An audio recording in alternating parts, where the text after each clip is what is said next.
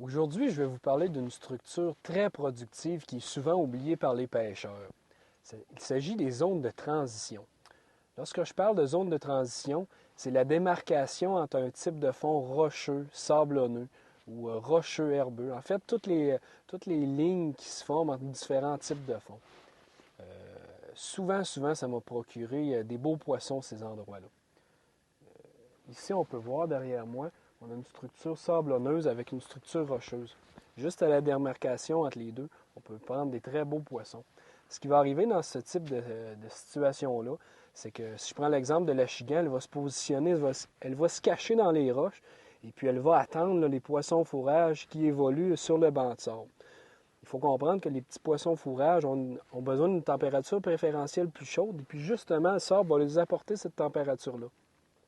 Tandis que les roches, eux, vont apporter à la chigan le couvert nécessaire pour attaquer. Bon, j'ai parlé de la chigan, mais ça peut être en fait tous les types de poissons, là. Aussi, il n'y a pas juste les zones de transition sur le bord qui sont productives. Il y a aussi ceux partout sur le lac qu'on peut voir sous l'embarcation avec notre sonore. Pour les repérer facilement, il faut être attentif à la bande qu'on voit, là, à la bande qui délimite le fond sur notre sonore. Si on voit que cette petite bande-là est mince et puis tout à coup qu'elle vient beaucoup épaisse, ça veut dire que la densité du fond n'est pas la même. Juste à ces endroits-là, on peut se rendre compte, on peut voir des poissons, et puis souvent, c'est des poissons qui sont en chasse et puis qui sont très actifs. N'hésitez pas à pêcher à ces endroits-là, et puis je suis convaincu que vous allez avoir du succès. Sur ce, je vous souhaite bonne pêche.